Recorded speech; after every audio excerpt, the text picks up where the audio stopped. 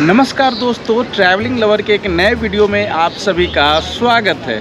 और आज मैं आपको लेकर आया हूँ सभ्यता द्वार। नाम तो आपने सुना ही होगा।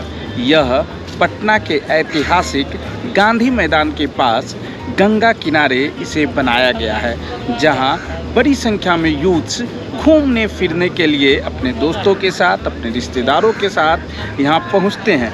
मैं भी पटना में पिछले कई साल से रह रहा हूं, लेकिन यहाँ नहीं आया था। तो चलिए आज आपको मैं घुमाता हूँ, दिखाता हूँ और बताता हूँ पटना के सभ्यता द्वार के बारे में।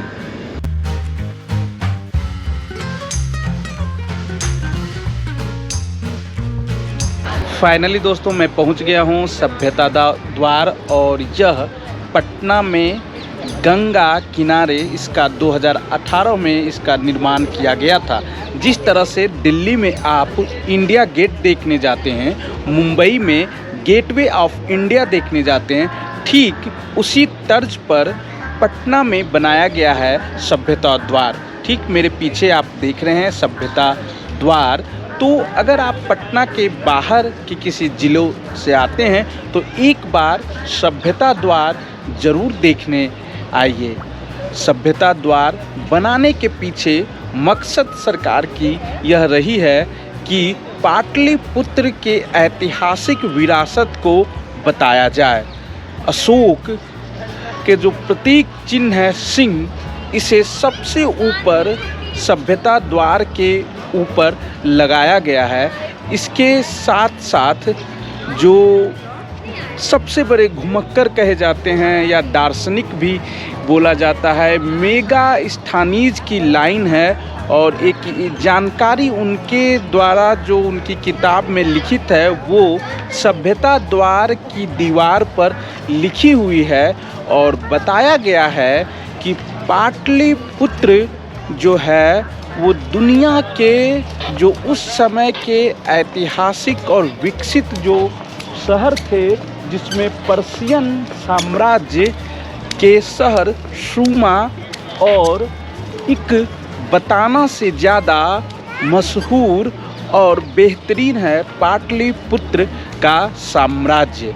इसी तरह से दूसरी तरफ भगवान महावीर की पंक्तियाँ लिखी गई है, और इसके दूसरी तरफ जब आप जाएंगे तो वहाँ भगवान बुद्ध की पंक्तियाँ भी बताई गई है।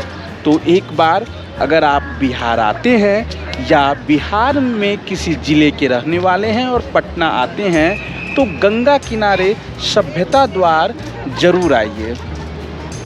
पटना में आप एक खूबसूरत शाम बिताना चाहते हैं शांत वातावरण में, तो आप सभ्यता द्वार आ सकते हैं। यहाँ गंगा की ठंडी हवाओं के किनारे आप खूबसूरत गार्डन के बीच अपने दोस्तों के साथ, अपने रिश्तेदारों के साथ समय व्यतीत कर सकते हैं। तो यह आपको बिल्कुल वैसे ही फीलिंग देगी जैसे दिल्ली के इंडिया गेट और मुंबई के गेटवे ऑफ इंडिया के पास लोग फील करते हैं। तो पटना के गंगा किनारे बनाया गया है यह खूबसूरत गार्डन, जिस कैंपस में है सभ्यता द्वार। करीब 5 करोड़ की लागत से बिहार सरकार ने सभ्यता द्वार को बनवाया था।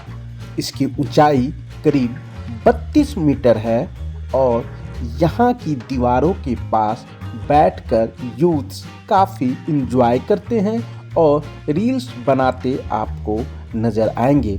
जिन्हें फोटोग्राफी का शौक़ है उनके लिए यह पटना का बेस्ट प्लेस है, जहाँ आकर आप फोटोग्राफी भी कर सकते हैं। और यहाँ बेहतरीन खूबसूरत गार्डन बनाया गया है। बिल्कुल करीने से सजा यह गार्डन में आपको गजब की शांति महसूस होगी, जहाँ आप फुर्सत के पलों को बड़े ही आराम से व्यतीत कर सकते हैं। वहीं सभ्यता द्वार की बात अगर करें तो इसमें करीब 12 मीटर लंबा और 8 मीटर इसकी चौड़ाई है, और इसके सामने बेहतरीन खूबसूरत कैंपस बनाया गया है। दीवारों के सामने आप देख रहे हैं महापुरुषों की पंक्तियां लिखी गई है, जहां लोग उसे पढ़ते हैं और वहीं सभ्यता द्वार की दीवारों के सामने आसपास भटकते रहते हैं, जहां लोगों को शांति मिलती है।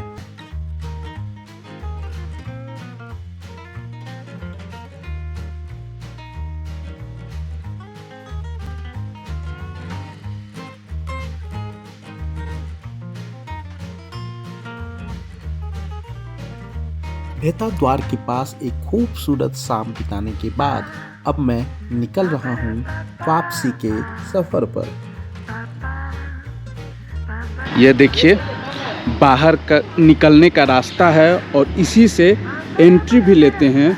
और इस तरफ जो दीवारें आपको दिख रही है वो बापू सभागार का है, जहाँ कार्यक्रम होते हैं, सम्मेलन होते हैं और बिहार सरकार के भवन निर्माण विभाग की ओर से यह बनाया गया है।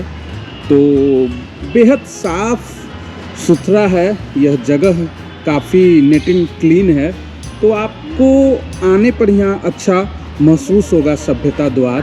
तो ठीक मेरे सामने आपको वह गेट दिख रहा है जिससे आप सभ्यता द्वार आएंगे अपने दोस्तों के साथ, अपने रिश्तेदारों के साथ, या जिनके साथ आपको आने की इच्छा है और आप यहाँ समय बिताना चाहते हैं। तो चलिए अब हम लोग गेट के पास पहुँचने ही वाले हैं, वहाँ भी मैं आपको बता देता हूँ और दिखा देता हूँ। तो दोस्तों अब मैं सभ्यता द्वार से बाहर निकल गया हूँ। कुछ ही कदमों के बाद वो एंट्री गेट है और जिससे लोग निकलते हैं। ठीक दूसरी तरफ जो है वो बापू सभागार है, इस तरफ आप देख रहे हैं। तो बापू सभागार में पटना के तमाम कार्यक्रम होते हैं, सरकारी जो जितने कार्यक्रम होते हैं वो बापू सभागार में ही इसका आयोजन होता है। तो अब देखिए मैं निकल गया हूँ सभ्यता द्वार के गेट से और अब मैं इसका दूसरे हिस्सा दिखा देता हूँ जो सभ्यता द्वार का जाने का रास्ता है और जहाँ पर लिखा हुआ है।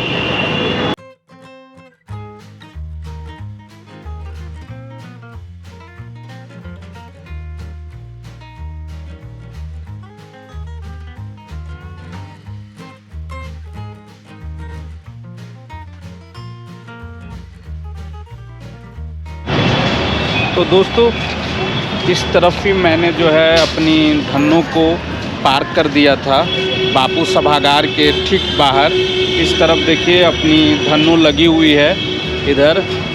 तो अब मैं अपनी धन्नों से निकल रहा हूँ किसी नई जगह के लिए।